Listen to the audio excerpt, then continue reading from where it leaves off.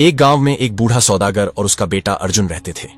एक दिन बूढ़े सौदागर ने अपने बेटे को 2 घोड़े देते हुए कहा, बेटा, ये बहुत ही अच्छी नस्ल के 2 घोड़े हैं। मैंने इन्हें बड़े ही मेहनत से पाला है। इन्हें किसी ऐसे देश में ले जाकर बेच दो जहां घोड़ों की कमी हो। एक एक घोड़ा 101 अशरफिया में बिक जाएगा। यहां से बहुत दूर दक्षिण में एक ऐसा देश है जहां जाकर तुम ये घोड़े बेच सकते हो, क्योंकि मैं अब बूढ़ा हो चुका हूं और सफर नहीं कर सकता। लेकिन तुम हिम्मत करके दूर दराज के अनजान देशों में जाओ। संभव है कि तुम इन्हें घोड़ों की ओर ज्यादा कीमत मिल जाए। अर्जुन यह बात सुनकर इस ख्याल से फूला न समाया कि नई नई जगहें देखने को मिलेंगी और खूब सैर होगी। मगर इसके साथ ही उसके बाप ने सलाह देते हुए कहा, बेटा, यह याद रखो कि पश्चिम की तरफ मत जाना।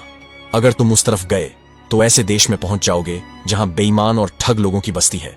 वहां जो भी बाहर का आदमी चला जाता है वह वापस नहीं आता। एक दफा मैं भी वहां पर चला गया था, मगर अपनी उस बेवकूफी की मुझे इतनी बड़ी कीमत चुकानी पड़ी कि मैं उम्र भर याद रखूंगा। अर्जुन ने अपने बाप से पूछा, आखिर बताइए तो, जब आप ठगों की बस्ती में गए तो क्या हुआ था? बूढ़े पिता ने कहा, बेटा, तुम्हें याद है कि जब तुम छोटे थे तो तुम्हारा एक भाई भी था जिसके साथ तुम खेला कूदा करते थे। 15 बरस पहले अपने कारोबार के सिलसिले में मैं सफर पर गया था। तब तुम्हारे भाई को भी अपने साथ ले गया। मैंने सोचा था कि इस तरह से यह देश विदेश की सैर भी कर लेगा और लोगों के रहन सहन का ढंग भी देखेगा। इस तरह यह बहुत कुछ सीख जाएगा। जब हम अपने देश वापस आ रहे थे तो बदकिस्मती से किसी अनजान देश में जा निकले। हम शाम के वक्त वहां पहुंचे थे। वो रात हमने एक सराय में बिताई। वहां के लोगों की बातचीत और उनके तरीकों से पता चला कि यह वही धोखेबाज लोगों की बस्ती थी जिसके बारे में मैंने अपने बड़े बुजुर्गों से सुना था। अब मुझे फिक्र होने लगी कि जल्द से जल्द यहां से निकल जाना चाहिए। सुबह सवेरे जब मैं सराय के मालिक को किराया दे रहा था तो मैंने देखा कि सराय के मालिक का भाई रोता पीटता अपनी किस्मत को कोसता हुआ चला आ रहा था। उसने बताया कि वहां उसके घर में मरा हुआ बच्चा पैदा हुआ है और यह सब मेरी वजह से हुआ है। यह सुनकर मेरे पैरों तले से जमीन खिसक गई। उस आदमी का कहना था कि जब मैं शाम को अपने घोड़े से उतरा तो बहुत जोर जोर से हाँफ रहा था। एक छोटा सा कीड़ा जो उड़कर सराय से बाहर निकल रहा था, वह मेरी सांस के जोर से उस जगह चला गया जहां उसकी बीवी बैठी हुई थी जो बच्चा पैदा करने वाली थी। उसकी नाक में वह कीड़ा घुस गया और इसी वजह से उसे जोर से छींक आई। छींक के कारण उसका बच्चा पेट में ही मर गया। देखते ही देखते वहां लोग इकट्ठा हो गए और हर कोई उसी आदमी की तरफदारी कर रहा था। भीड़ ने मुझ पर इल्जाम लगाया कि मैं ही उसके बच्चे की मौत का जिम्मेदार हूं। इस सजा में उन्होंने मुझसे मेरा बेटा छीन लिया। यह सुनकर मेरे होश उड़ गए, लेकिन दिल पर पत्थर रखकर मैं वहां से लौट आया। मेरा बेटा अब भी उन्हीं लोगों के कब्जे में है और उनकी गुलामी कर रहा होगा।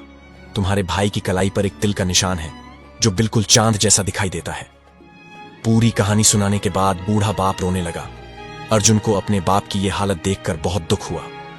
इसीलिए अर्जुन ने अपने बाप को विश्वास दिलाया, आप यकीन कीजिए बाबा, मैं ठगों की बस्ती में हरगिज कदम नहीं रखूंगा। इसके बाद अर्जुन दोनों घोड़ों को लेकर दूर दराज के देश में सफर पर रवाना हो गया। कुछ दिन के बाद वह एक नदी के किनारे पहुंचा। इस वक्त नदी में बाढ़ आई हुई थी, इसीलिए नाव वाले ने अपनी छोटी सी कश्ती में अर्जुन के दोनों घोड़ों को ले जाने से इनकार कर दिया। नाव वाला कहने लगा, तुम अगर पश्चिम की तरफ चले जाओ तो वहां पर तुम्हें कोई ना कोई मजबूत कश्ती वाला मिल जाएगा। इस तरह कोई नाव तुम्हें नदी पार करवा देगी। जैसे ही अर्जुन पश्चिम की तरफ चला, अचानक जोर की आंधी चलने लगी।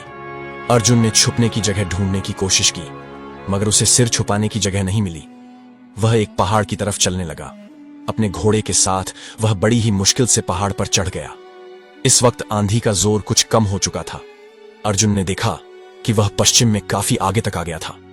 उसे ख्याल आया कि शायद यह वही ठगों की बस्ती है। उसने सोचा कि वापस चला जाए। तभी उसके मन में दूसरा विचार आया, जरा देखा तो जाए कि वह अजीबोगरीब बस्ती जिसकी कहानियां मैंने सुनी हैं वह कैसी है और वहां कैसे लोग रहते हैं। वह पहाड़ के किनारे से झुककर नीचे देख रहा था कि अचानक एक पत्थर खिसक गया और अर्जुन लुढ़क गया। और अर्जुन लुढ़कते लुढ़कते उसी गांव में आ गिरा। उसके घोड़े भी सरपट दौड़ते हुए उसके पास पहुंच गए। सामने से एक बूढ़ा आदमी आ रहा था। उसने अर्जुन को गिरते हुए देखा तो तुरंत उसके करीब आ गया। अर्जुन ने कपड़े झाड़कर जल्दी से उठने की कोशिश की। उसे ज्यादा चोट नहीं आई थी। उसने देखा कि बूढ़ा आदमी उसकी तरफ बहुत गौर से देख रहा है। बूढ़े आदमी ने अर्जुन से पूछा, बेटा, तुम्हें कोई चोट तो नहीं आई? अर्जुन ने दिल ही दिल में सोचा, अच्छा, इस बस्ती में ऐसे नेक लोग भी रहते हैं जो दूसरों को तकलीफ में देखकर उनका हालचाल पूछते हैं। अर्जुन अभी यह सब सोच ही रहा था कि वह बूढ़े का शुक्रिया अदा करे। तभी बूढ़े ने रोना पीटना शुरू कर दिया। असल बात यह थी कि एक मेंढक अर्जुन के नीचे दबकर मर गया था। बूढ़ा आदमी रो रो कर उस मरे हुए मेंढक को देख रहा था और कहने लगा, मेरे प्यारे छोटे से बच्चे, मैं तेरी मौत का बदला जरूर लूंगा। उसके रोने पीटने की आवाज सुनकर बहुत से लोग वहां पर आ गए। वे लोग किसी अनजान भाषा में बूढ़े से बातें करने लगे। फिर उन्होंने अर्जुन को बताया, इस बूढ़े के यहां कोई बच्चा नहीं है। उसने इस मेंढक को ही अपनी औलाद की तरह पाला था। वह इसे बहुत चाहता था और इसकी सेवा करता था। अब बेचारा बूढ़ा आदमी अकेला रह गया है, इसीलिए वह इस मेंढक की मौत पर इतना दुखी हो रहा है। इसके बाद गांव वाले भी बूढ़े के साथ रोने पीटने लगे। अर्जुन बुरी तरह से घबरा गया। उसे कुछ समझ में नहीं आ रहा था कि अब क्या करें। उसने लोगों से पूछा, बूढ़े के दुख को कम करने के लिए क्या किया जाए? बूढ़ा एकदम से बोला, अपने घोड़ों में से एक घोड़ा मुझे दे दो। अर्जुन ने नाराज होकर कहा, एक मामूली से मेंढक के बदले में मैं अपना घोड़ा नहीं दे सकता। तब बूढ़ा कहने लगा, कैसी बातें करते हो नौजवान, क्या घोड़ा किसी के बेटे से ज्यादा कीमती हो सकता है? आखिर में बेचारे अर्जुन को अपना एक घोड़ा उस बूढ़े के हवाले करना पड़ा। वह बहुत ही उदास और दुखी होकर वहां से चला गया। अब इस पहाड़ पर चढ़ना बहुत मुश्किल था, इसीलिए अर्जुन काफी दूर तक पैदल ही चलता रहा ताकि कहीं से कोई आसान रास्ता मिल जाए। थोड़ी देर बाद वह एक गांव में पहुंचा। अर्जुन भूख और प्यास के मारे बेहाल था। उसने गांव में जाकर एक दरवाजा खटखटाया। उस घर से एक आदमी बाहर आया जिसकी सिर्फ एक आंख थी। अर्जुन ने उससे कुछ खाने पीने को मांगा। उस आदमी ने जवाब दिया, मैं तुम्हें खाने को तो कुछ नहीं दे सकता, मगर हां, पानी जितना चाहे पी सकते हो। उस एक आंख वाले आदमी ने अर्जुन को पानी दे दिया। पानी पीकर अर्जुन ने उसका धन्यवाद किया और फिर चलने को हुआ। तभी उस एक आंख वाले आदमी ने उससे पूछा, भैया तुम कौन हो, कहां से आए हो और तुम्हारे बाप का नाम क्या है? जैसे ही अर्जुन ने उसे अपने गांव और अपने पिता का नाम बताया, एक आंख वाले आदमी ने अर्जुन की बाजू जोर से पकड़ ली और खुशी से चिल्लाने लगा, आखिर तुम मुझे मिल ही गए। अब सुनो लड़के, 20 साल पहले मैं व्यापार के सिलसिले में तुम्हारे देश गया था। वहां मेरा सारा सामान चोरी हो गया था। मैं तुम्हारे बाप को अच्छी तरह से जानता था। मैंने उससे 200 अशर्फियां मांगी थी और वह राजी हो गया, मगर उसे जमानत चाहिए थी और मेरे पास देने के लिए कुछ भी नहीं था। उसने कहा कि तुम मुझे अपनी एक आंख निकाल कर दे दो। मुझे पैसों की इतनी सख्त जरूरत थी कि मैं राजी हो गया। वह मेरी एक आंख निकाल कर ले गया और वादा किया कि 1 साल के बाद वह मेरे घर आएगा और मेरी एक आंख वापस कर देगा। मगर 20 साल गुजर गए और वह अब तक वापस नहीं आया। अब तो तुम मेरे हाथ लग गए हो, मेरी एक आंख वापस कर दो। बाप का कर्ज चुकाना तो बेटे का फर्ज होता है। उसकी बात सुनकर अर्जुन हैरान रह गया। देखते ही देखते उस एक आंख वाले आदमी के चारों ओर उसके हमदर्द लोगों की भीड़ जमा हो गई। अर्जुन अब रोने के करीब था। उसने कहा, मुझे मालूम नहीं कि तुम्हारी आंख का क्या किस्सा है, परंतु फिलहाल यह बताओ कि अब मुझे क्या करना होगा और तुम मेरा पीछा कैसे छोड़ोगे? उस आदमी ने जवाब दिया, तुम अपना घोड़ा यहां पर छोड़कर जा सकते हो। बेचारा अर्जुन मजबूर होकर अपना घोड़ा वहीं छोड़ गया और अकेला ही आगे बढ़ चला। पहाड़ से गिरने के कारण उसका सारा बदन दर्द कर रहा था। दिल से भी वह बहुत दुखी था कि उसके दोनों कीमती घोड़े हाथ से निकल गए। थकान के मारे अब उससे चला भी नहीं जा रहा था। चलते चलते वह एक बगीचे में जा पहुंचा और एक वृक्ष के नीचे बैठकर आराम करने लगा। थकावट के कारण उसे नींद आ गई। कुछ देर बाद जब उसकी नींद खुली तो उसने देखा कि बगीचे में पास ही एक सेब के पेड़ के नीचे 2 आदमी बैठे शतरंज खेल रहे थे।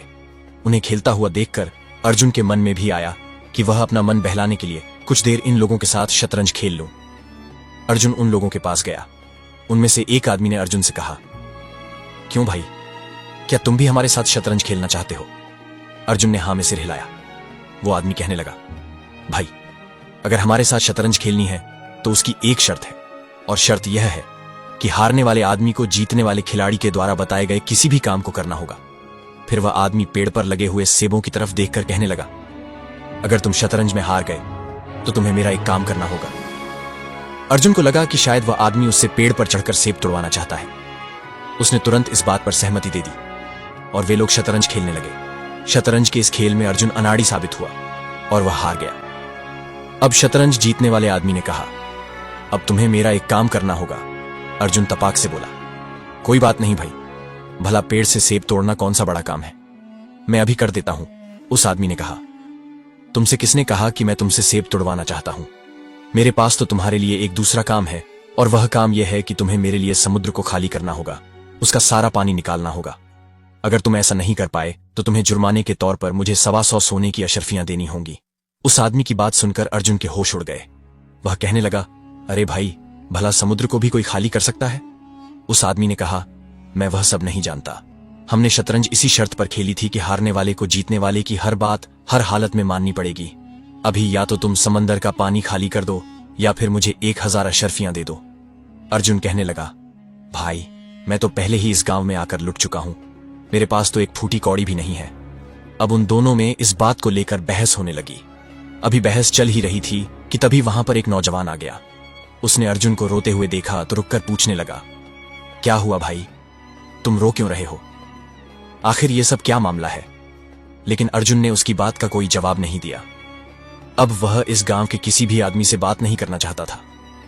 उसे डर था कि कहीं वह किसी नई मुसीबत में ना फंस जाए, परंतु वह अजनबी नौजवान अर्जुन से बार बार पूछने लगा। देखने में वह एक भला इंसान मालूम पड़ता था। आखिरकार अर्जुन ने उस नौजवान को बताया कि किस तरह से उसके दोनों घोड़े उसके हाथ से निकल गए और अब यह आदमी उसे शतरंज में हराकर 1000 अशर्फियां ऐंठना चाहता है। नौजवान ने सारी बात बड़े ध्यान से सुनी और फिर कहने लगा, अच्छा चलो, मैं देखता हूं कि तुम्हारे घोड़े तुम्हें कैसे वापस दिला सकता हूं और साथ ही इस आदमी के साथ तुम्हारे झगड़े का निपटारा भी करवा सकता हूं। चलो तुम मेरे साथ राजा के पास चलो। अब वे तीनों, अर्जुन, वह नौजवान और तीसरा आदमी, राजा के महल की ओर चल पड़े। अर्जुन और वह नौजवान दोनों आगे आगे चल रहे थे, जबकि तीसरा आदमी उनके काफी पीछे धीरे धीरे आ रहा था। तभी उस नौजवान ने मौका पाकर अर्जुन को धीमी आवाज में सब कुछ समझा दिया कि उसे राजा के पास पहुंचकर क्या कहना है। पीछे पीछे चल रहा तीसरा आदमी उनकी योजना से पूरी तरह अनजान था। रास्ते में अर्जुन और उस नौजवान ने एक मेंढक पकड़ा और उसे अपनी जेब में छुपा लिया।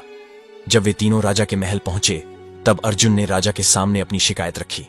उसने बताया कि गांव के 2 लोगों ने उसे उसके 2 घोड़े ठग लिए। राजा ने सिपाहियों को भेजकर उस बूढ़े आदमी और एक आंख वाले आदमी को राज दरबार में बुलवाया। राजा के सामने पहुंचकर बूढ़े आदमी ने अपनी बात रखी। उसने कहा, महाराज, जो मेंढक अर्जुन के नीचे दबकर मर गया उसे मैं अपना बेटा मानता था, जिसे मैंने बड़े प्यार से पाला था। अर्जुन ने तुरंत अपनी जेब से एक मेंढक निकाला और बूढ़े आदमी के सामने रखते हुए कहा, महाराज, इस मेंढक को मैं अपना बेटा मानता हूं। मैं इस मेंढक को पहाड़ के नीचे छोड़ देता हूं और अगर यह बूढ़ा आदमी उस पहाड़ से नीचे गिरकर इस मेंढक को कुचल दे तो मेरा बदला पूरा हो जाएगा। राजा ने कहा, हां, यह बिल्कुल ठीक है। मेरे विचार से यह सही न्याय है। बूढ़े के मुकदमे का यही फैसला है। यह सुनकर बूढ़ा चुपचाप अपना घोड़ा अर्जुन को लौटाकर वहां से चला गया। अब एक आंख वाले आदमी की बारी थी। उसने राजा के सामने अपना पक्ष रखा। अर्जुन ने कहा, हुजूर, इसमें कोई शक नहीं है कि मेरे पिता को अजीबोगरीब शौक है। उनमें से एक यह है कि वे लोगों की आंखें जमा करते हैं। हमारे गोदाम में सैकड़ों आंखें जमा हैं। मैं इस आदमी की आंख वापस करने को तैयार हूं, लेकिन मैं इसकी आंख से मेल खाती दूसरी आंख तभी तलाश सकता हूं जब ये अपनी दूसरी आंख भी मुझे दे। राजा ने कहा, यह उचित है। मुझे लगता है कि ऐसा ही होना चाहिए। राजा की बात सुनकर एक आंख वाले आदमी ने अपना घोड़ा अर्जुन को लौटा दिया और अपनी खोई हुई आंख वापस लेने में कोई रुचि न दिखाते हुए चुपचाप राज दरबार से चला गया। अब उस तीसरे आदमी की बारी थी, जिसने शतरंज के खेल में अर्जुन को हराया था। उसने राजा से कहा, महाराज, मैंने अर्जुन को शतरंज में हराया है। शर्त के मुताबिक अब इसे समुद्र का पानी निकालकर उसे खाली करना होगा या फिर बदले में मुझे 1000 सोने की अशर्फियां देनी होंगी। अर्जुन ने कहा, हुजूर, मैं समुद्र का पानी खाली करने को तैयार हूं, परंतु पहले आप इस आदमी से कहें कि वह समुद्र में बहकर आने वाली नदियों का पानी रोक दे। इसके बाद ही मैं समुद्र को खाली कर सकूंगा, क्योंकि अगर मैंने समंदर खाली कर दिया तो बहती हुई नदियां उसे फिर से भर देंगी। इसीलिए पहला काम इसका है कि यह उन नदियों को समंदर में गिरने से रोके। इसके बाद ही समंदर को खाली किया जा सकेगा। अर्जुन की बात सुनकर राजा मुस्कुराया और एक बार फिर से कहने लगा, बिल्कुल सही, तुम्हारी बात बिल्कुल सही है। इस आदमी को पहले जाकर समंदर में गिरने वाली नदियों को रोकना होगा। अब तो इस तीसरे आदमी की भी बोलती बंद हो चुकी थी। वह सिर झुकाए चुपचाप वहां से चला गया। इसके बाद अर्जुन और नौजवान दोनों राज दरबार से बाहर निकल आए। तब नौजवान ने कहा कि भाई, मैं तुम्हें इस बस्ती के बाहर तक छोड़कर आता हूं, ताकि अब तुम्हें कोई और बेईमान बना न सके। इस तरह से वे दोनों घोड़ों के साथ पैदल चलने लगे। चलते चलते अर्जुन की नजर अचानक उस नौजवान की कलाई पर पड़ी, तो उसकी कलाई पर वही तिल का निशान था जो बिल्कुल चांद की तरह नजर आता था। अब अर्जुन को यह पता चल चुका था कि यह नौजवान कोई और नहीं बल्कि इसका खोया हुआ भाई है। यह देखते ही अर्जुन ने अपने भाई को गले से लगा लिया। अर्जुन के भाई ने उसे बताया कि वह ठग और उसकी बीवी, जिन्होंने उसे अपना गुलाम बनाया था, वे अब मर चुके हैं और तब से वह बेचारा इसी मौके में है कि कैसे इस शहर से बाहर निकल सके। इतने दिनों तक ठगों के बीच में रहकर वह इनके तौर तरीके जान गया था और जानता था कि कैसे इन ठगों से निपटा जाए। दोनों भाई ठगों की बस्ती से बाहर निकलकर दक्षिण की तरफ चले गए। वहां पहुंचकर उन्होंने अपने दोनों घोड़े अच्छी कीमतों पर बेच दिए और खुशी खुशी अपने घर वापस आ गए। उनके बाप ने खुश होकर उनका स्वागत किया। बड़े बेटे के वापस मिल जाने की खुशी में उसकी आंखों से आंसू बह रहे थे।